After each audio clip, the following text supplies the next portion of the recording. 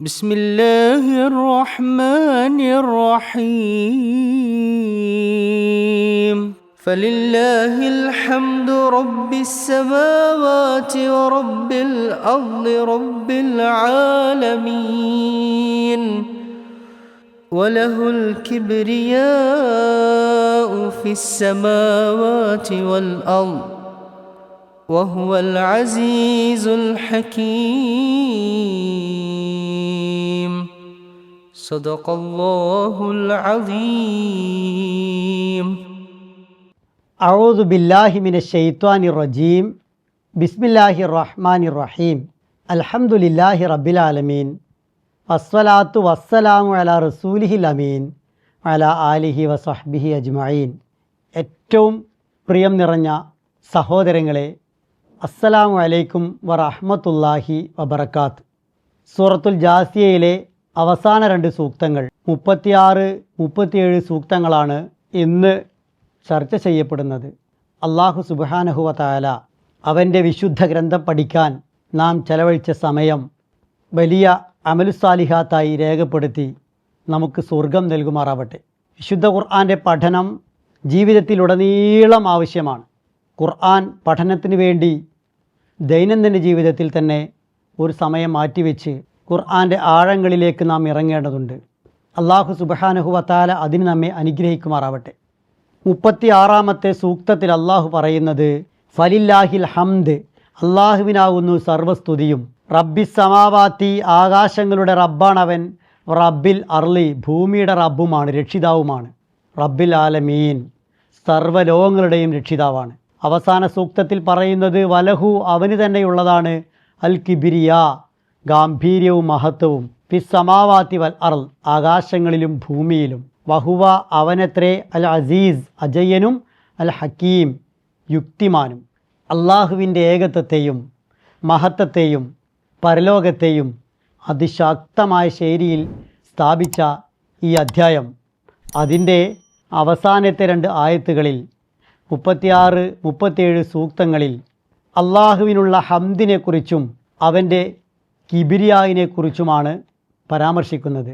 അള്ളാഹുവിൽ നിന്നാണ് ഖുർആൻ അവതരിച്ചത് എന്ന് പറഞ്ഞ് ആരംഭിച്ച ഈ സൂറത്ത് അവൻ്റെ മഹത്വത്തെ വാഴ്ത്തിയാണ് അവസാനിക്കുന്നത്. ഈ സൂറത്തിൽ ആദ്യമായി അള്ളാഹു വിശേഷിപ്പിച്ച 2 പദങ്ങൾ അസീസ്, ഹക്കീം എന്നാണ്. ഈ സൂറത്തിൻ്റെ അവസാനത്തിലും അള്ളാഹുവെക്കുറിച്ച് പറയുന്നത് അതേ അസീസ്, ഹക്കീം എന്ന പ്രയോഗമാണ്. ഫലില്ലാഹിൽ ഹംദ് റബ്ബിസ് സമാവാത്തി വ റബ്ബിൽ അർളി റബ്ബിൽ ആലമീൻ, ആകാശങ്ങളുടെ നാഥനായ, ഭൂമിയുടെ നാഥനായ, സർവ്വലോകങ്ങളുടെയും രക്ഷിതാവായ അള്ളാഹുവിനാകുന്നു സർവസ്തുതിയും. ഫലില്ലാഹിൽ ഹംദ് എന്ന് ഖുർആൻ ഒരൊറ്റ സ്ഥലത്തെ പറഞ്ഞിട്ടുള്ളൂ, അത് ഇവിടെയാണ്. അതേസമയത്ത് ലില്ലാഹി രണ്ടാമത് പറഞ്ഞ് അൽഹംദ് ആദ്യം പറഞ്ഞ് അൽഹംദുലില്ലാ എന്ന പ്രയോഗം ഖുർആനിൽ 23 സ്ഥലങ്ങളിൽ കാണാൻ കഴിയും. അള്ളാഹുവിനാണ് സർവസ്തുതിയും. എന്താണ് അവൻ അതിനുള്ള അർഹത? അവൻ ആകാശങ്ങളുടെ റബ്ബാണ്. അവൻ ആകാശങ്ങളുടെ റബ്ബാണ്, ഭൂമിയുടെ റബ്ബാണ്.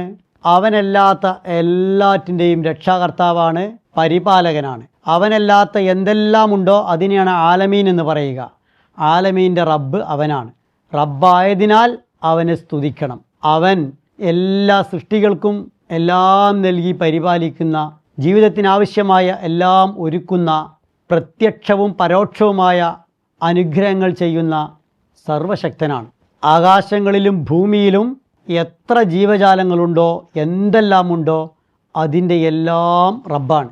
അവനാണ് മുൽക്കു സമാവാത്ത് വൽ അർൾ, ആകാശഭൂമികളുടെ അധികാരം.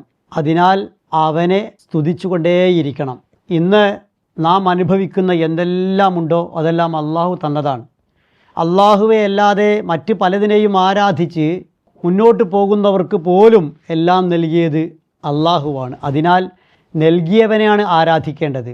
അള്ളാഹുവാണ് നൽകിയതെങ്കിൽ അവൻ മാത്രമേ ആരാധന അർഹിക്കുന്നുള്ളൂ.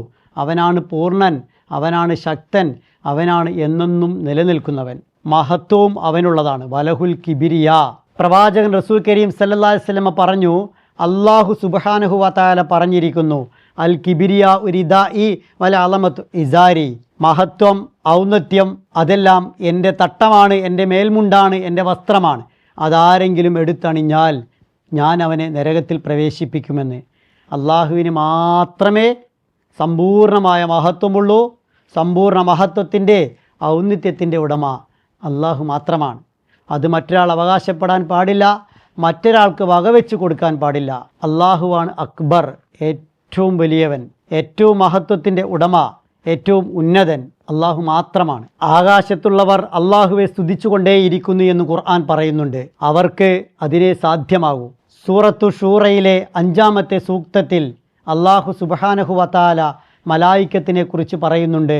മലക്കുകൾ യുസബ്ബിഹൂന ബിഹംദി റബ്ബിഹിം, അള്ളാഹുവെ സ്തുതിച്ചുകൊണ്ട് പ്രകീർത്തിച്ചുകൊണ്ടേയിരിക്കുന്നുണ്ട്, അവൻ്റെ മഹത്വത്തെ വാഴ്ത്തിക്കൊണ്ടേയിരിക്കുന്നുണ്ട് എന്ന്. ആകാശത്തുള്ള മലക്കുകൾക്ക് അള്ളാഹുവെ സ്തുതിക്കാനേ കഴിയൂ. പക്ഷേ ഭൂമിയിൽ അള്ളാഹുവെ സ്തുതിക്കുന്നവരും സ്തുതിക്കാത്തവരുമായ അടിമകളുണ്ട് മനുഷ്യരിൽ. അവൻ്റെ ഉടമയെന്ന പദവി പൂർണ്ണമായും ഉൾക്കൊണ്ടവരാണ് അള്ളാഹുവെ സ്തുതിക്കുന്നത്. താൻ അടിമയാണ് എന്ന് മനസ്സിലാക്കിയവരാണ് അള്ളാഹുവെ സ്തുതിക്കുന്നത്. ആകാശഭൂമികളിൽ അള്ളാഹുവിൻ്റെ മഹത്വം വിളങ്ങി നിൽക്കുന്നതും അപാര ശക്തിയോടെ അപാര യുക്തിയോടെ അവൻ എല്ലാം നിയന്ത്രിക്കുന്നതും ചിന്ത ഉപയോഗിച്ച് കണ്ടെത്തുന്ന, അവൻ്റെ സൃഷ്ടികളിലൂടെ അവനിലേക്ക് എത്തുന്ന യഥാർത്ഥ ദാസന്മാർ അവൻ്റെ ഏകത്വത്തെ അംഗീകരിക്കും, അവൻ്റെ മഹത്വത്തെ അംഗീകരിക്കും, അവൻ്റെ ഔന്നിത്യത്തെ അംഗീകരിക്കും. ശരിയാം വിധം ചിന്തിക്കുന്ന ഒരാൾക്ക് സമയത്തിൻ്റെ വിഷയം മാത്രമാണ് ഈ അംഗീകരിക്കൽ, അള്ളാഹുവിലേക്ക് എത്തൽ. മനുഷ്യൻ്റെ ശുദ്ധപ്രകൃതി കലർപ്പില്ലാതെ നിലനിന്നാൽ അള്ളാഹുവിലേക്ക് ആകർഷിക്കപ്പെടും. കാന്തത്തിലേക്ക് ഇരുമ്പ് ആകർഷിക്കപ്പെടുന്നത് പോലെ ആ ശുദ്ധപ്രകൃതിയിൽ പലതും കടന്നു കൂടുന്നത് കൊണ്ടാണ്, പല കലർപ്പുകളും വരുന്നത് കൊണ്ടാണ് തൗഹീദിൽ നിന്നും മനുഷ്യൻ തെറ്റിപ്പോകുന്നത്.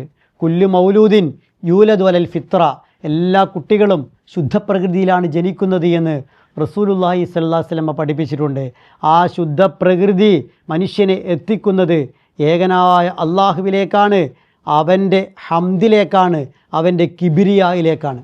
എന്നാൽ പലതരം കലർപ്പുമുണ്ടായ ശുദ്ധപ്രകൃതിയെ തിരുത്തിയെടുക്കാൻ കഴിയും. ലോകത്ത് ഒന്നിലേറെ നേതൃത്വം ഏതിനുണ്ടായാലും അത് പ്രശ്നമാണ്, അവിടെ പ്രയാസങ്ങളായിരിക്കും. ഈ ഭൂമിയിൽ ഒന്നിലേറെ ഇലാഹുകളുണ്ടായാൽ അതും പ്രശ്നമായിരിക്കും. അത് വിശുദ്ധ ഖുർആൻ വളരെ കൃത്യമായി പറയുന്നുണ്ട്. അള്ളാഹു ഏകനാണ്, അള്ളാഹു സർവശക്തനാണ്, അള്ളാഹു റബ്ബുൽ ആലമീനാണ് എന്ന് പറഞ്ഞാൽ വിശ്വാസിയുടെയും അവിശ്വാസിയുടെയും, അനുസരിക്കുന്നവൻ്റെയും ധിക്കരിക്കുന്നവൻ്റെയും, അവൻ്റെ പാതയിൽ സഞ്ചരിക്കുന്നവൻ്റെയും അവനിൽ പങ്കുചേർക്കുന്നവൻ്റെയും അവൻ്റെ പാതയിൽ സഞ്ചരിക്കാത്തവൻ്റെയും എല്ലാം റബ്ബ് അവനാണ്. അവന് മാത്രമാണ് ആകാശങ്ങളിലും ഭൂമിയിലും കിബിരിയ, വഹുവൽ അസീസുൽ ഹക്കീം. അവന് മാത്രമാണ് ആകാശങ്ങളിലും ഭൂമിയിലും മഹത്വമുള്ളത്, ഗാംഭീര്യമുള്ളത്. അവൻ പ്രതാപശാലിയാണ്, അഗാധജ്ഞനാണ്. അള്ളാഹുവിൻ്റെ മഹത്വത്തെ, അവൻ്റെ കിബിരിയായിനെ, അവനോടുള്ള ഹംദിനെ കൃത്യമായി ഓർമ്മിപ്പിച്ചുകൊണ്ടാണ് ഈ അധ്യായം അവസാനിക്കുന്നത്.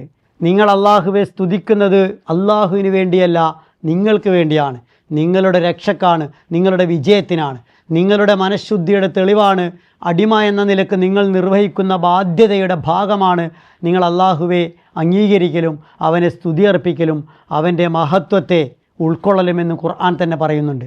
മൂസ അലൈഹിസ്സലാമിൻ്റെ നാവിലൂടെ സൂറത്ത് ഇബ്രാഹിമിലെ 8-ാമത്തെ ആയത്തിൽ ഈ കാര്യം അള്ളാഹു ഇങ്ങനെ പറയുന്നുണ്ട്. വഖാല മൂസ ഇൻ തക്ഫുറു അൻതും വമൻ ഫിൽ അർളി ജമീഅ ഫഇന്നല്ലാഹ ഗനിയ്യുൻ ഹമീദ്. മൂസ അലൈഹിസ്സലാം വീണ്ടും പറഞ്ഞു, നിങ്ങളും ഭൂമിയിലുള്ള മുഴുവൻ ആളുകളും അള്ളാഹുവെ നിഷേധിച്ചാൽ, കാഫിറുകളായാൽ അള്ളാഹുവിനൊന്നും സംഭവിക്കാനില്ല. അള്ളാഹു ഏറെ ധന്യനാണ്, അനാശ്രയനാണ്, സ്തുതിക്ക് അർഹനാണ്. ഒരാൾ അള്ളാഹുവെ സ്തുതിക്കുന്നത്, അവൻ്റെ മഹത്വം വാഴ്ത്തുന്നത് അള്ളാഹുവിന് വേണ്ടിയല്ല, അവനവൻ്റെ രക്ഷയ്ക്ക് വേണ്ടി മാത്രമാണ് എന്നർത്ഥം. ഈ ഭൂമിയിൽ എന്തിനും ഒരു സ്രഷ്ടാവ് വേണം. പ്രപഞ്ചത്തിൻ്റെ മുഴുവൻ സ്രഷ്ടാവാണ് അള്ളാഹു സുബ്ഹാനഹു വതആല. മനുഷ്യനെ ഈ ലോകത്ത് ഉത്തരവാദിത്തത്തോടെ പടച്ച റബ്ബ്, മനുഷ്യൻ്റെ കർമ്മങ്ങൾക്ക് കണക്ക് ബോധിപ്പിക്കാൻ ഒരു ലോകം സൃഷ്ടിച്ച റബ്ബ്. ആ ലോകത്ത് രക്ഷപ്പെടണമെങ്കിൽ ആ ലോകത്തെ അംഗീകരിച്ച് ആ വിചാരണാ നാളിനെ ഓർത്ത് ആ ദിവസത്തിന് വേണ്ടി ഒരുങ്ങാൻ തയ്യാറാവുക എന്നതാണ് ഓരോരുത്തരും ചെയ്യേണ്ടത്. ഈ സൂറത്തിൽ ആദ്യ അവസാനം പരലോകത്തെയും അള്ളാഹുവിൻ്റെ ഏകത്വത്തെയും കൃത്യമായി അടയാളപ്പെടുത്തുന്നുണ്ട്. അള്ളാഹുവിൻ്റെ ഏകത്വത്തെ അംഗീകരിച്ച് പരലോക വിജയത്തിന് വേണ്ടി ശ്രമിക്കാൻ ഈ സൂറത്ത് നമ്മെ കൃത്യമായി പഠിപ്പിക്കുന്നുണ്ട്. അതിനാൽ ഈ സൂറത്ത് നന്നായി പഠിക്കാനും പ്രചരിപ്പിക്കാനും നമുക്ക് കഴിയണം. 36-ാമത്തെ ആയത്ത് ആരംഭിച്ചത് ഫലില്ലാഹിൽ ഹംദ്, അള്ളാഹുവിനാണ് സർവ്വസ്തുതിയും എന്ന് പറഞ്ഞുകൊണ്ടാണ്. അങ്ങനെ പറഞ്ഞുകൊണ്ട് തന്നെ നമ്മുടെ ക്ലാസ്സും അവസാനിക്കുകയാണ്. അള്ളാഹുവിനാണ് സർവ്വസ്തുതിയും. അവൻ്റെ മഹത്തായ കാരുണ്യത്താൽ നമുക്ക് ഈ അധ്യായം ചർച്ച ചെയ്യാനും പറയാനും കേൾക്കാനുമെല്ലാം സാധ്യമായി. ഈ ഉപയോഗിച്ച സമയങ്ങളെല്ലാം പരലോകത്ത് അനുകൂലമായി സാക്ഷി പറയുന്ന ഒന്നായി അള്ളാഹു മാറ്റിത്തരുമാറാവട്ടെ. തൗഹീദിൻ്റെ വഴിയിൽ ആഖിറത്തിൻ്റെ വിജയത്തിന് വേണ്ടി നമുക്ക് സഞ്ചരിക്കാം.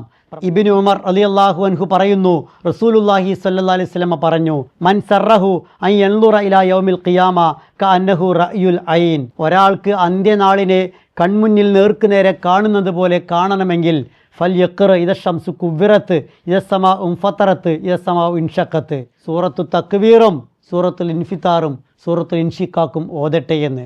30-ാം ജുസ്ഇലെ 3 സൂറത്തുകളാണിവ. ഷെയ്ഖ് നാസറുദ്ദീൻ അൽബാനി റഹിമഹുല്ല സഹീഹ് എന്ന് രേഖപ്പെടുത്തിയ ഈ ഹദീസ് നമ്മോട് പറയുന്ന കാര്യം, പരലോകം, അന്ത്യനാൾ, ഖിയാം എന്നാൾ നേരിട്ട് കാണാൻ ഈ സൂറത്ത് ഓതാൻ പ്രവാചകൻ കൽപ്പിച്ചെങ്കിൽ ഓതുന്നത് പോലും ആശയം അറിഞ്ഞാകണം എന്നാണ്. ആശയം അറിഞ്ഞായാലേ ഓതുമ്പോൾ പരലോകത്തെ കൺമുന്നിൽ കാണുന്നത് പോലെ കാണൂ.